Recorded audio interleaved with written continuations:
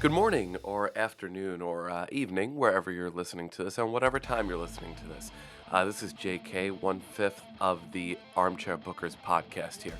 Just wanted to give my thoughts on the NXT TakeOver Chicago show. For those of you who don't know, this show happened on Saturday, June 15th, so it's the day before Money in the Bank. Let's start off here with the Undisputed Era versus Oney Lorcan and Danny Burch.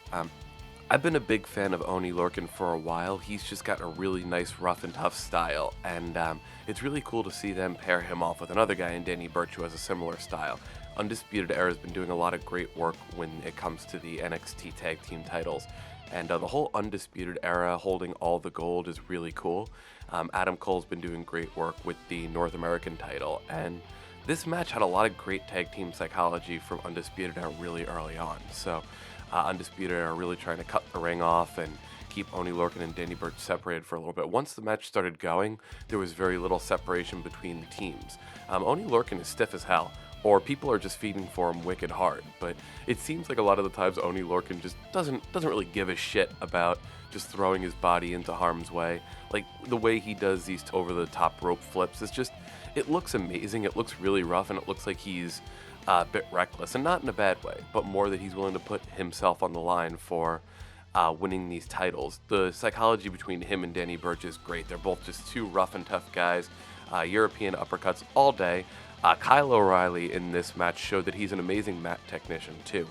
A lot of the times he was on the ground, and he was doing a lot of great chain wrestling. He was doing a lot of great submission holds, and he was doing a lot of great work here, and I was really excited to see that.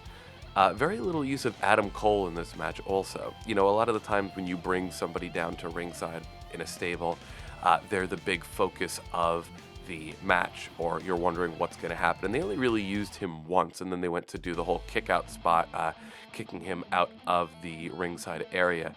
But it was very cool to see that these two teams were able to just have a lot of time with themselves back and forth and not have to have a lot of overlay or have a lot of interference from an outside person. I don't know if it was an intentional call to the Ascension up on the main roster, but Undisputed Era wins with a Fall of Man-like maneuver. Next up, we have Velveteen Dream versus Ricochet, and in my predictions earlier with the rest of the Armchair Booker boys, Velveteen Dream is one of those guys who I won't say I've soured on. I think he's a great talent, but I was never one of these guys who always got Velveteen Dream. His in-ring was great, but I think this match really changed things for me. There was a nice little outfit nod in Velveteen Dream's pants design here to the Prince Puma character from Lucha Underground. For those who don't know, Ricochet was Prince Puma for the first 3 seasons of the Lucha Underground series, and these were the style of pants that he had, especially down in the graphic by the knees. We posted over on our Instagram a small little clip of that, so take a look over there. This match was both a Ricochet outing and a Velveteen Dream outing. These matches as these two have been having, or even just their interactions leading up to this, have been phenomenal. And this was a great time to show that Velveteen Dream had just as much in the tank as Ricochet. Obviously, Ricochet has more of the aerial assault, but that didn't leave anything for the Velveteen Dream off the table. I think Velveteen Dream has one of the best Death Valley drivers ever. That top rope Death Valley driver looked very similar to an Attitude Adjustment. I don't know if you guys thought about that also, but it looked very similar, and maybe that was a nod to the things that John Cena has been saying about him, which would be pretty cool. Again, in NXT, they seem to do a lot of these things in the matches and the promos that nod to other things in the industry or other things within WWE, so I'm always excited to see that. There was a superplex spot to the outside of the ring. This is usually never done in WWE. It's usually a dangerous looking spot, and I can understand why they want to hold off on that, but the way it looked was just brutal, and kudos to these guys to being able to plan that spot, to take that spot and put their bodies on the line here. Ricochet wins this one with a 630. That 630, no matter what he's doing it in, whether he's in New Japan, whether he's in Lucha Underground, whether he's in WWE, is just a thing of beauty here, and definitely worthy of picking up the win here. Definitely check this match out. Next here, we had Nikki Cross versus Shayna Baszler for the NXT Women's Championship. This one felt like the shortest match on the show, and maybe it was, maybe it wasn't, but they kind of got in there, did their stuff, and then moved on to the next match here. This one was a really nice basic story. This was Nikki Cross being a bit of the crazy Mad Max versus the UFC fighter versus the MMA fighter versus the choke. Really what happened in this match was a lot of Shayna's knee strikes and choke. Really only 2 moves from her most of this match, but it was effective storytelling, her trying to lock in the choke, her trying to use these brutal knee strikes to knock out Nikki Cross, and Nikki Cross just in ways kind of nullifying her, like not really even caring too much about this. She kept smiling, she kept doing the hitting herself. It was really cool. At one point, she hits this reverse DDT onto Shayna Baszler on the apron, and NXT's become pretty synonymous with using that outside apron, but this is a really nice spot for it too. I think sometimes Nikki Cross oversells the crazy gimmick. Like, I think it's a great gimmick, but it's one of those things where, you know, there never really was too much concern on her face. It was always that when she was getting beaten up, it was her being crazy. And even in other gimmicks, even with the rest of her boys' insanity, you know, when they're in a dire situation or when they're getting beat up, they do usually show facial expressions of pain or desperation. And there was very little of that from Nikki Cross. But again, it goes with her character. I would like to see a little bit more expression there going forward. Basic match, Shayna wins with the choke. This one, when Nikki Cross was going down, again, she was doing more of a smiling and then passing out. It kind of, to me, a little bit, it took away from the choke. It kind of looked like Shayna Baszler was giving her a hug and putting her to sleep goodnight. But it was a really good match other than that. Told a really good story, and Shayna's knee strikes, again, are brutal. Next up, we have Aleister Black versus Lars Sullivan for the NXT Championship. Black wins with 3 black masses. It was really cool to see that it took that many to put him down. There was one glancing one.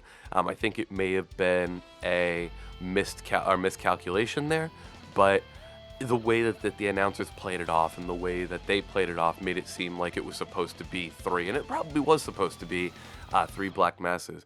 But this was something where you could justify that he hit a glancing blow, so it wasn't really a noticeable mess up here, which I really liked how they came back from that. This felt more like a match that could be on the main roster in the way that it laid out. But again, that's not a bad thing. Sometimes these matches are supposed to be a big fight feel. It was interesting to note that Aleister Black wasn't doing his normal in-ring fake-out backflip. A lot of the times, you know, towards the beginning of the match, he'll go to dive towards his opponent and fake him out, and then sit in the middle of the ring. He didn't do that in this match. He was very aggressive, very up front. He did a couple of backflip spots, which Lars Sullivan aptly reversed. I wasn't a fan of Lars Sullivan before time, but after this match, he really swayed my opinion on here. Just extremely powerful moves. They kept selling the fact on how smart he was for working over Aleister Black's leg. This match really made me a Lars Sullivan fan. Lars looked like a monster throughout this whole match, even just picking up Aleister Black and putting him down with a power slam. Things like that, just the way that he was presenting the moves was great. He was selling for Aleister Black in the best way, and after 3 black masses, that called it end for this match, and Aleister Black walks away with the championship once again. Our last match of the night was Johnny Gargano versus Tomasso Ciampa in a street fight. This was easily the match of the night. Elitist it was for me.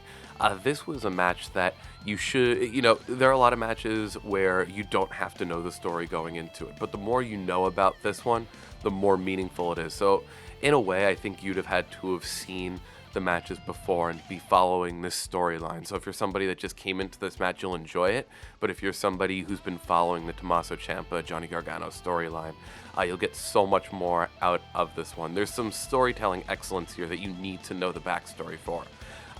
The Captain America outfit from Johnny Gargano and the Thanos shirt that Ciampa was wearing. Just a really nice dynamic there and a really nice dichotomy between the ultimate good guy and the ultimate bad guy, which plays out later too.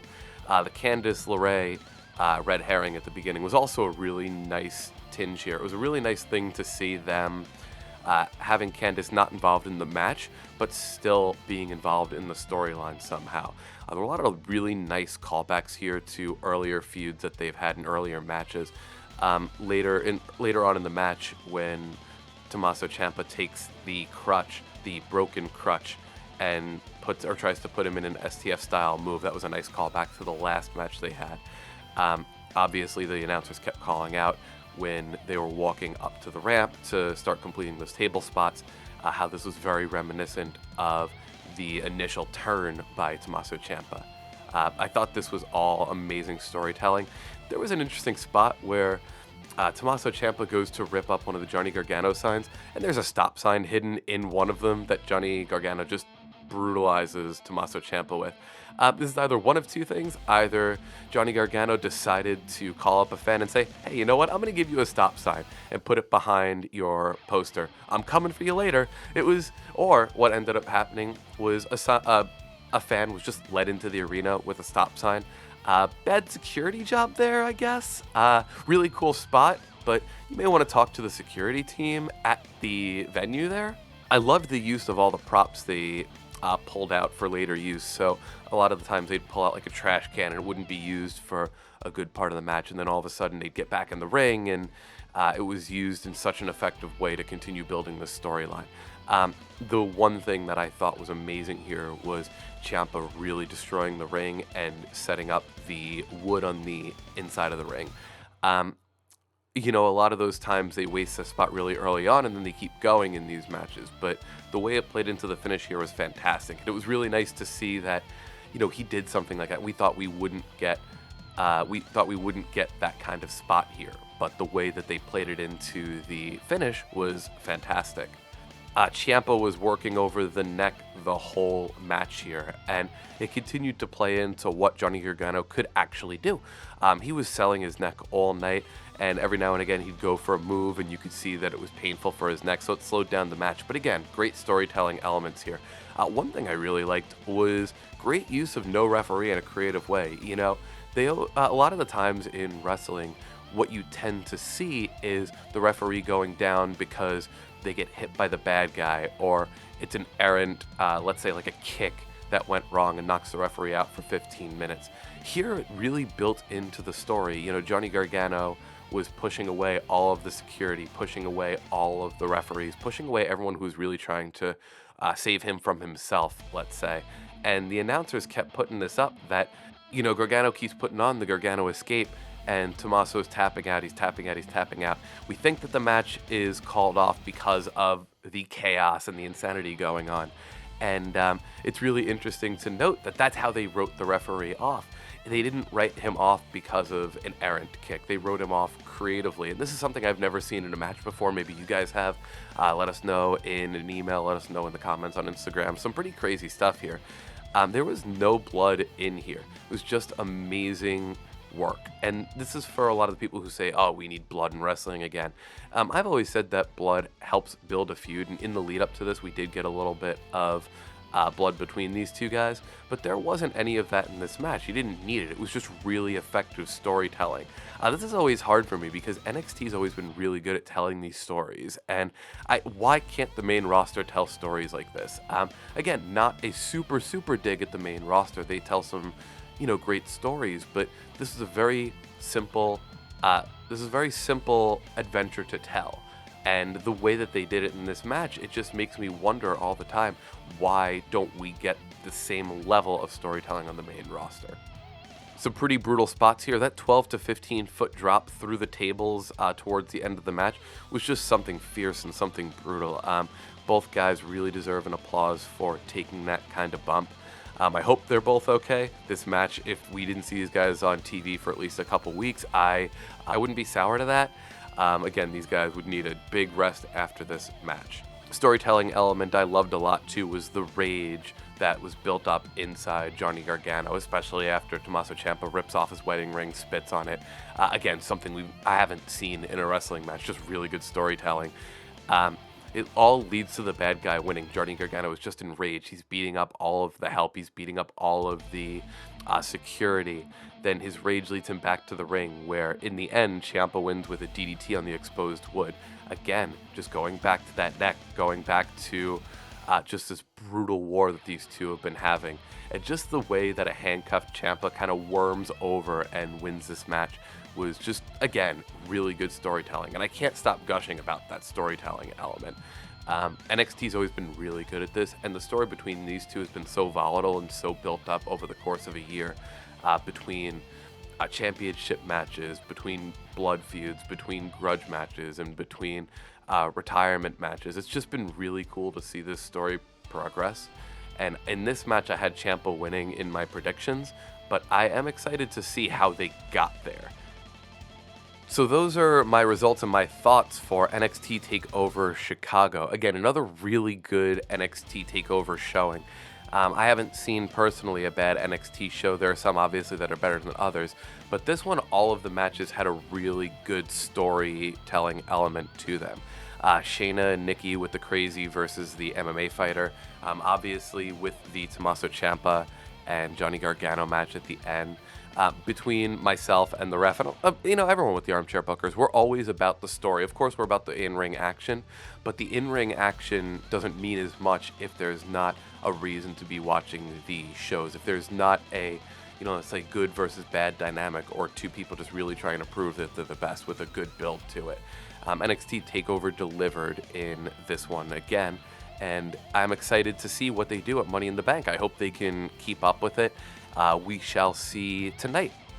As always, Armchair Booker Podcast will be launched on the podcast app every Sunday. You can also find us at armchairbookerspodcast.podbean.com. You could find us on Twitter at armchairbooker5 and on Instagram at armchairbookers. You can always send us an email to armchairbookerspodcast@gmail.com. Submit your questions, submit your feedback, submit your comments. We are a 5-star rated podcast on the podcast app, so thank you all so much for that. If you guys head over to the podcast app, be sure to leave us a review. Be sure to leave us any star ratings you'd like, any comments you'd like. Please keep them G-rated. Any of those comments do help us come up in the search filters more, so any ratings are appreciated. So thanks very much for listening to this, and hope you all enjoyed TakeOver as much as I did. Enjoy Money in the Bank this evening.